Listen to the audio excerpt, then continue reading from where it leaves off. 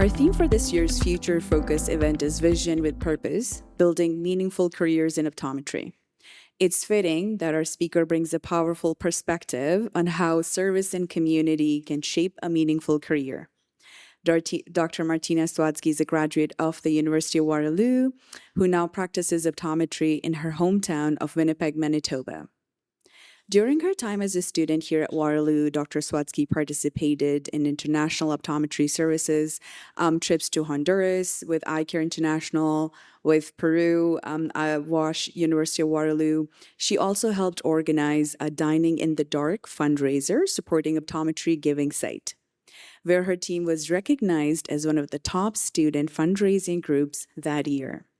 Tonight, she will be sharing a new grad's perspective on building a fulfilling career while giving back to both local and global communities. Please join me in welcoming Dr. Martina Sawatzky.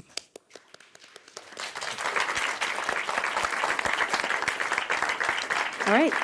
Hello, everyone. My name is Martina Sawatzky, and I'm a 2019 Waterloo Optometry grad.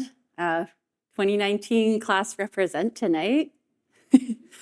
So I'm going to be speaking to you today about some of my experiences going on a student optometry service trips, and actually a lot of the ways that it helped to shape my practice now, as what I've found is a lot of the things I learned then are still applicable for me today. A little bit about me here. So again, as they are so kind to introduce for me, I was actually invited to come and speak here by the Canadian manager of operations with Optometry Giving Sight. I guess they connected with me even though I was a student fundraiser for them about 10 years ago, and they sent me a fax. So I'm just going to work my regular day, and I get this fax, and I'm like, oh, this is probably spam. And no, it was Corinne Walden, who I had worked with 10 years before on some of these projects I did as a student. So we got some pictures here of, this is everybody experiencing a meal, trying to simulate what that experience might be like in daily life for somebody who has loss of vision.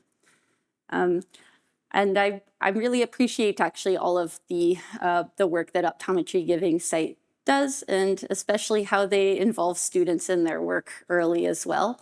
One of the things that I received from them was a stipend to go on one of my service trips with sVOSH, and they were basically instrumental in showing me, like, you know, if this is what we want to do, is building sustainable infrastructure so that the whole world can have access to eye care. We're going to give you the opportunity to see that firsthand. And that's something that stayed with me ever since. Before I give you a little bit more about my perspective, though, for those who may not be aware, we're going to play a video that describes a little bit more about who is Optometry Giving Sight. Roll the video, please. Every day, millions of people struggle with poor vision simply because they don't have access to basic eye care. Optometry Giving Sight exists to change that. We are a global initiative supporting sustainable vision care. Through optometry-led programs, we train eye care professionals, establish vision centers, schools, and ensure essential vision care reaches underserved communities. When someone receives the care they need, everything changes. Students can learn, adults can work, and families can survive. Vision isn't just opportunity, it changes lives. Over the past 20 years, we have supported projects that have helped train 14,000 optometry professionals, established over 200 vision centers, built 14 optometry schools, and delivered care across more than 70 countries, reaching more than 15 million people. By investing in sustainable optometry-led programs that train local providers and expand care, we are building a world where optometry enables universal access to eye health and vision care. Building the future of eye care together. That's Optometry Giving Sight. Thank you. All right. So we'll get into a little bit of the service trip experiences. I actually happened to go on 2 trips in my second year. One, I went to Peru in the summer after second year through sVOSH. I also went to Honduras during my reading week, and that trip was organized by a local optometrist independently. And that's me there, and one of my colleagues there. We got our clinic set up to get started with seeing patients in Honduras. And here's a picture of me and some of my classmates. We're about to walk into the clinic in the morning, and people are lining up on the side of the building where we're going to do our exams. Some of them had been there since dawn in order to be able to be seen, and many of them had never had an eye exam before. They really appreciated us being able to come, and they were so kind and would do things like give us gifts and hugs because they were so happy to be able to access those services. And that made me feel really good. I had kind of worked really hard up to that point, be able to get into optometry school, work on my skills, and it was really rewarding to be able to see that actually play out. And for example, give glasses to a child who's like +4 or +5, and they'd never had glasses in their life before. There were also some challenges that I didn't expect as much. And I'm sure a lot of you could relate to the feeling of having really high standards and working really, really hard to get to where you're at. And then when you find that sometimes you come across things that you can't do much about, it can be really personally hard on you. And that's normal, and it's going to happen. But what I hope that we can talk about today is ways to deal with that so that you can keep showing up consistently, because there are things that you can do to make a difference. The example I want to give you is I diagnosed a man in my trip to Honduras with very advanced glaucoma. It was optic nerve look, something like that. On that trip, we had actually brought pharmaceuticals along. So we were able to give him about 90-day supply of drops, and there were local interpreters there as well. And so we did our best to counsel him, hey, this is a chronic condition, and in order to preserve your remaining vision, you're going to have to take these drops for the rest of your life. And I hope that you can find a way to continue to get that care, because you in particular really, really need it. And he was very thankful and just even glad to know what he was experiencing, that there was a name for it. But for me, it felt incomplete, or it felt like somehow it wasn't enough, but I didn't know what else I was supposed to do. Moving forward past that point, I kind of chalked it up to, well, we know there are systemic issues with accessing eye care in many places throughout the world. I would love to be able to solve those problems, but I can't just do that overnight. Then I finished my training, went into practice, and then what I found out is I came across very similar challenge, very similar internal conflicts in my practice with people, and it happened over and over and over again. And what I can tell you is that if you find ways to work around some of these barriers to care that people experience here at home as well, that it can really make a difference for people, even if it's sometimes challenging or it can be hard on you until you learn how to deal with it. I'm going to tell you a little bit about where I practice now. I practice in a central area of Winnipeg, and we work in a multidisciplinary office. So it's called the Manitoba Clinic there, and our office is called Visual Eyes Optometry. It's an interesting neighborhood in more ways than one, but I really love it there. I love the people who live there. They're really passionate about making it a great place to live, even though there are some things in terms of social issues with poverty and substance use disorders that make it sometimes really challenging to be able to get through to people and get people the things that they need. So where do we go from here? I'm going to give you 3 kind of main ideas on what I found is helpful that makes a difference in helping to make it easier to get out and do the kind of care that you want to do for people. And the first one is empowering patients in your consultation. And what I specifically mean by that is accepting that at the end of the day, the outcome is up to them. You cannot force them to take any treatments. You cannot force them to come to any follow-ups. And regardless of the accessibility of resources like treatments or being able to refer to specialists, that is always in play.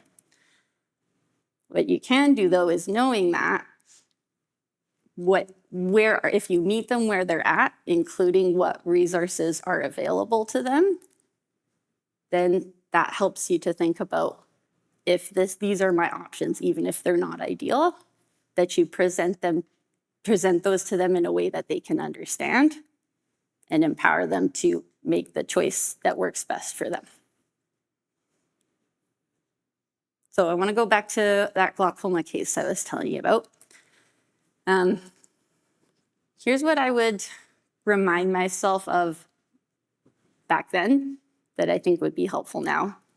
And this is more coming with experience, just seeing a lot of patients and seeing a lot of different clinical scenarios and being able to develop skills to be more creative in your management plan. So number one, I would tell myself, knowing you have a condition, flat out, that's the bottom line, is important, even if you can't do anything about it. I sometimes see patients that come from northern remote communities in Manitoba because they are flown in to see specialists near the large healthcare center in the area, or they're here with family members, so they just take advantage of that opportunity and they come and see me. And I can think of one young man, about 20 years old, who had a choroidal rupture in his right macula, and he could not see anything in that eye. I assume he saw an ophthalmologist at one point or another when it happened, maybe not even, maybe was diagnosed at the local nursing station. But in any case, he did not have a good understanding that that vision was not going to come back. And so I spent a lot of time talking to him about it and that there was no treatment for it. And that was really hard on him. But eventually, over time, I would see him like every year for a follow-up, because my main point to him was, we have to protect the other eye. I want to dilate that other eye every single year. And over time, I could see him accept that he wasn't going to be able to get that vision back, but that helped him to move on with his life. People deserve to know to have their options, and they don't have all of the knowledge and expertise that we have. And unfortunately, for some communities, for very good reasons, they may even think that the medical community is holding back on them, that maybe somebody hasn't given them all their options. And that's why it's so important to be very clear with that, because that helps them to come to their own acceptance, and then so that they can move on with their life. So that's number one. Number two, in terms of getting more creative, once you kind of get over that this isn't the ideal situation, then you can start thinking more creatively. So what I would say is, I would have been a lot more specific with this person, and I would have said, it doesn't have to be an ophthalmologist, it doesn't have to be an optometrist. This is the drug I want you to take. Can you find a pharmacist, a medical practitioner, somebody who could get this in for you and keep refilling it? And ideally, I would want you to see the ophthalmologist in town. There was I think one in a city of 500,000 people. And I was like, if there's any opportunity to see them at any point, that is ideal. But if not, just keep taking it. I think it was Loom again. Because that, even though obviously we would never do that here, I would want him to have his visual fields and his OCTs every 4 months. But if that's not possible, it is what it is. And taking that drop, even without monitoring, is going to greatly reduce the risk of loss of vision. And sometimes I have to even tell people that in my practice now, is they'll come and see me, I'll prescribe something to them, and then they no-show in their follow-up because they're 1,000 kilometers away in a fly-in reserve.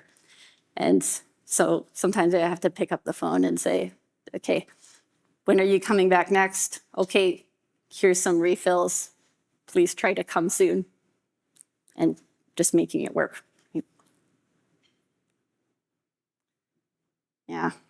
So and that's another thing that I remember from school as well, is just thinking about not getting too stuck on the fact that, yes, there are these barriers to care that make it more difficult for some of us than others to get the care that we all deserve. But don't stop there. So, if you know from public health class that on average, your income will determine your overall health outcomes. Okay, that's true. What can I do to counteract that? How can I, can I make sure that I'm giving the, do I know all the options for my pharmaceuticals? Am I making it most cost effective when I prescribe? All those things are important in taking that fact and eventually hopefully making it not true anymore. All right. And so I'm going to give you an example of 2 cases that I have now that kind of help me to come to this understanding of why it's so important to be able to help patients come to their own acceptance of their condition. So I have one woman in about mid-60s whose visual field looks like that, actually probably worse. She has complete loss of vision in one eye from glaucoma, and the other eye is got a small central island of vision, and the acuity is like 20/40. She had consistently missed follow-ups over time and been lost to follow-up multiple times with different practitioners. And she eventually told me it was because she felt that the visual field test was depressing for her. And she had this understanding that she had this incurable disease. And she didn't really understand that the treatment would help to prevent the progression, even if it can't cure it. And so she made the decision that in her mind was best for her, was that when I come to the eye doctor, I don't feel good. I don't think this is helping. I know I'm going to go blind. So what's the difference? And I worked on that with her, and I went, okay, this is pretty severe, but there's a huge difference between losing this vision in 1 year and losing this vision in 15 years. Every day that you have vision matters. The second case makes me think of like the first one, but 20 years in the past. She's like mid-40s, perfect visual field, perfect optic nerves. Eye pressure is 45. And she's having a really hard time accepting that she has an eye condition because she doesn't feel it. And so I keep seeing her for follow-ups, and she also has dry eyes. So when she would start to feel her dry eyes would be better from the drop, she would go, well, my eyes are feeling better, so I don't think I need them anymore. And then I would educate again. And over time, what I realized with this person that was the same in both cases is they were both having to accept that their body has a limitation in the function. One of them had actual structural damage, but the other one was dealing with the fact that there is something wrong. And it kind of makes you think about your own mortality, right? And it's very uncomfortable. And sometimes it's easier just to try and pretend that it's not true, or to think of ways where you don't have to face it. And you just want to stick with people, keep making it so that they come back to their follow-ups without, berating them for not taking their drops or stuff like that. Because if you keep doing that, that's how you prevent people from getting to those really advanced stages. You got to give them a couple chances.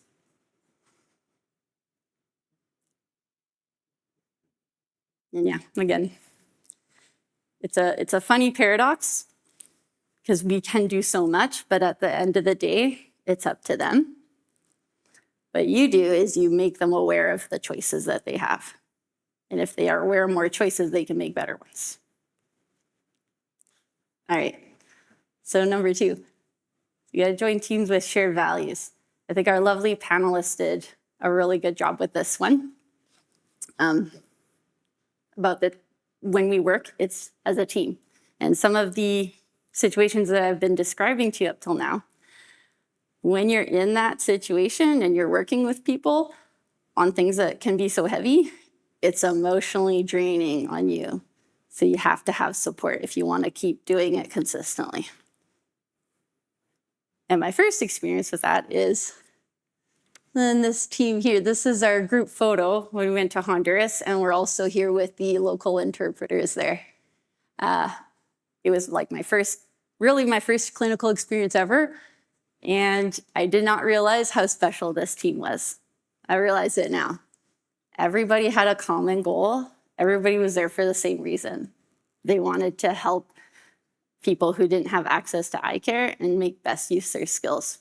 Try and make it more of a world that we want to live in where nobody has to experience that.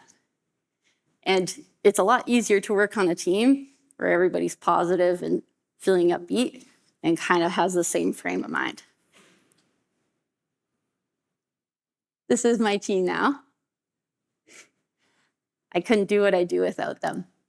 The kinds of things that they do that help me keep going are things like they fax appointment notices to patients who are out of town. They're calling the nursing stations and making sure that people have transportation. In Manitoba, if your eye exam is covered by the government, so are interpretive services, but you have to set it all up. So they're calling the interpreters and making sure that the scheduling works for the patient and the interpreters as well. And if they didn't do all of that, because the office that I work at cares about that stuff, then I couldn't do any of it either. The other thing that's important about being part of a team is that you realize over time, especially at first when you're starting to practice, that you don't have to know everything. Nobody does. When I was in Honduras, I was actually one of the younger students, or the less experienced students, let's say. There were a lot of 3rd and 4th years. And I really wanted to measure up to them, and I wanted to kind of prove myself and work on my skills as much as I could. But what I learned later on is like every part of the stage is part of the journey is important. I might have done a lot more visual acuity, stuff like that on that trip, but that allowed them to do a lot more exams and dilations and things like that. We got to see more people up by the end of the week. Same with practice. It's always a process. This is my colleague that's the business owner, Dr. Rex Seidler, and she did the same for me. And we can't do this alone. And that's part of why I'm here with you guys today. I don't want my office to be the only office practicing like this. I hope that there will be lots of others as well.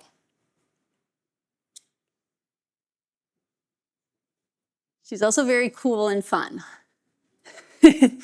And that keeps it light too. So when you're doing a lot of stuff that can be emotionally heavy, you have to find ways to keep it lighthearted as well.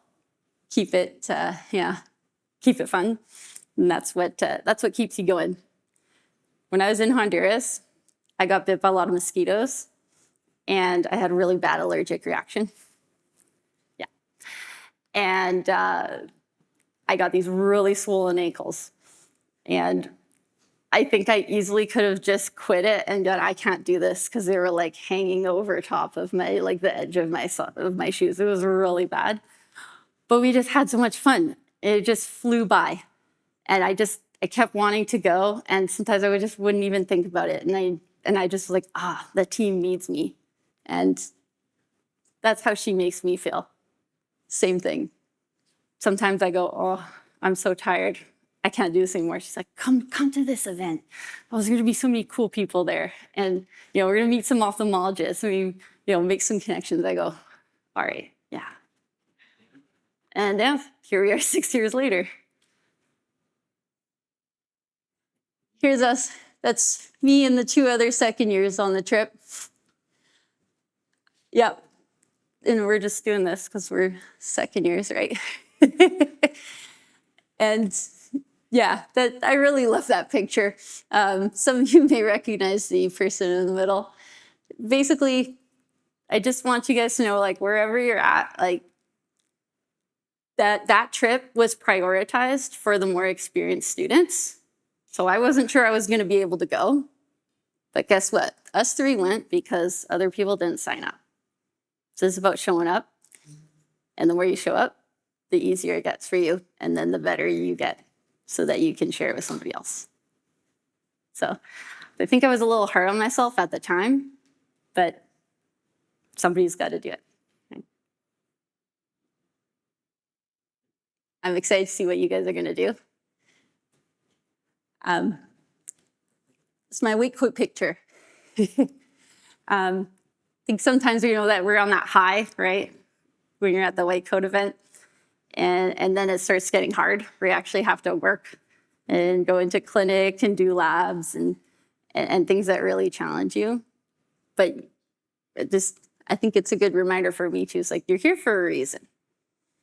And just one day at a time.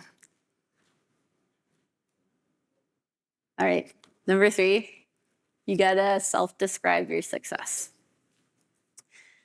That's the other thing. That's the other side of letting the patient determine their own outcomes, because that's, it's their autonomy. You cannot base your success on those external outcomes. Otherwise, you will get disappointed and it's going to get you down. So how are you going to do that? Well, again, I wouldn't be so hard on myself and focusing on those things, those times where it was really hard. It's important to self-reflect on those things so that you can improve your skills and be better. But if that's all that you do, it's going to get you down.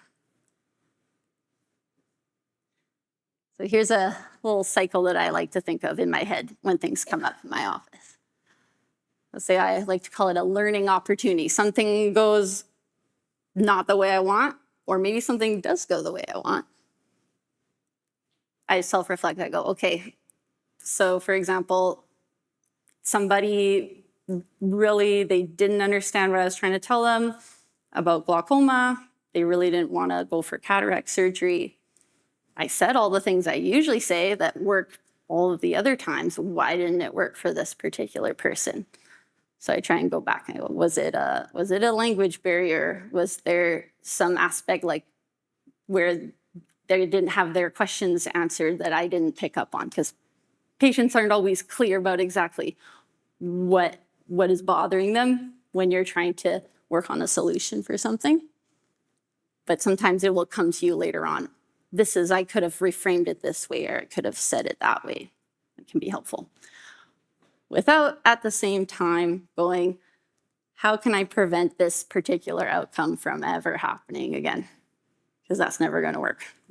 And that's how you build your toolbox and make it less likely to have that outcome again.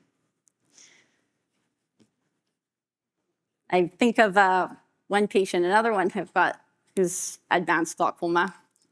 And he also, at one point, was having symptoms of amaurosis fugax.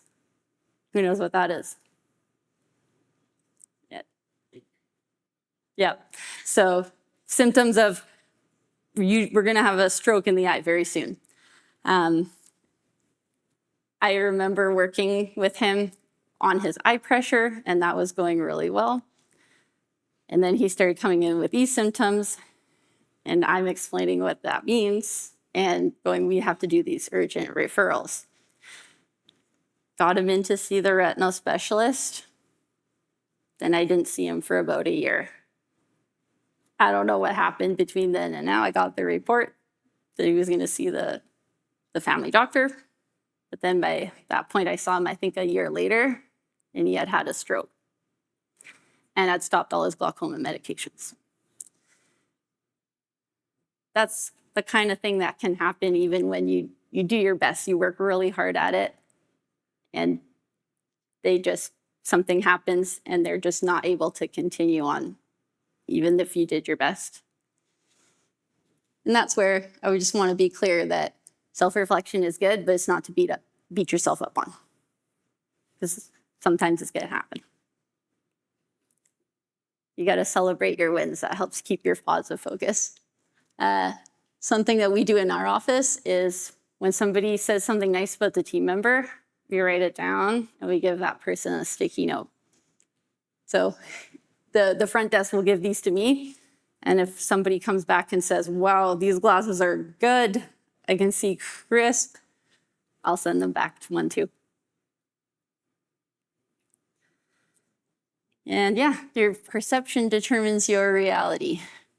That's why celebrating those wins is so important. So if you focus on what you can do, then you see more opportunities for that. And for me in particular, what you may find is if you go on these trips and you also start working in situations that can be sometimes really challenging and tough, and you're pushing yourself to try and do more, and it doesn't feel satisfying, yeah, that's usually, well, for me, in my case, it was because I attached my worth of what I do professionally with my worth as a person. I think it's more common than we'd like to admit how much that happens. And the catalyst for me to realize that was that I had to be honest with myself. And I'm going to show you how that actually helped improve my patient care as well. It's all connected. The more you feel confident in your own skills and work on that, the more the patient feels that and trusts you, because they can see that you've really thought about different ways to be able to help them. And you can do that because you're supported by your work environment as well. And so that's where this is me now. And basically, what I found over time is that me showing up as myself at my office helps people to be more comfortable with me. I keep a pride flag in my office, and I had a patient come in, and it was just a routine, like they had just been discharged by their ophthalmologist who retired. They're starting glaucoma care, and I could tell they just kind of wanted to get it over with. I'm like, oh, what comes in for you today? It's like, yeah, I just need my pressure checked, da da da. I'm like, okay, sounds good. And I just see her looking at my flag. I'm like, all right, cool. And by the end of it, she's like, I only take my drops like 40% of the time. And I'm like, mm-hmm. And I'm thinking in my head, I'm like, I'm not gonna say it yet. I don't think you have glaucoma. I think you just have myopic discs. But we're gonna do some OCTs first before we do any deep prescribing. But I could tell that she hadn't had that condition explained to her, and she wasn't taking the drops. I'm never gonna encourage that unless I have my own basis for saying if I think you should or shouldn't. But it was clear that she was not on board. And then, so I did a more explanation where I was like, I can see why you might have been prescribed this, but sometimes you gotta just watch and wait and see, and then you'll be able to tell if there's really glaucoma or if this is just an unusual optic nerve. Time will tell. And then she said to me, wow, this is so helpful information. I really wish my partner had been here to hear it too. And I go, oh, they're welcome anytime. Please invite them in. And then she goes, well, she's here today, actually. She's just in the waiting room. And I said, she's like, can I introduce you? And I was like, oh, of course. And so we do that at the end of the exam, and we shake hands. And me as a perpetually happily single person, I hadn't even thought of it before. And I went, everybody else just brings their partner in. They don't think about it because they're not afraid of being judged. It doesn't matter, how you present or, what's authentic for you. What I'm trying to tell you is if you just do that, that's it. People will connect with that because they want to feel like they can see you. So if they can see you, they know that you'll be able to see them.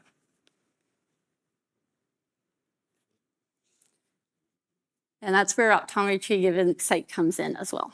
Is when you are feeling like, I have all of these big ambitions. I really want to make a difference.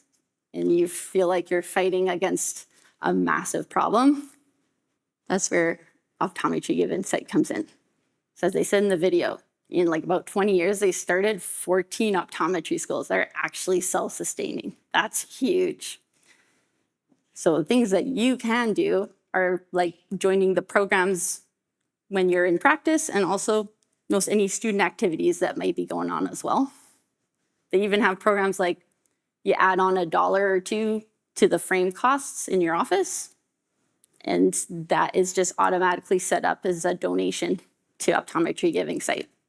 And so just doing what you do is going to help towards building what they do so that everybody can have access to it. I'm very excited to have had the opportunity to speak with you guys today. And I'm really excited to see what you guys will be able to do. If you feel that you don't really know what that is yet, that's normal. You'll figure it out. Thank you.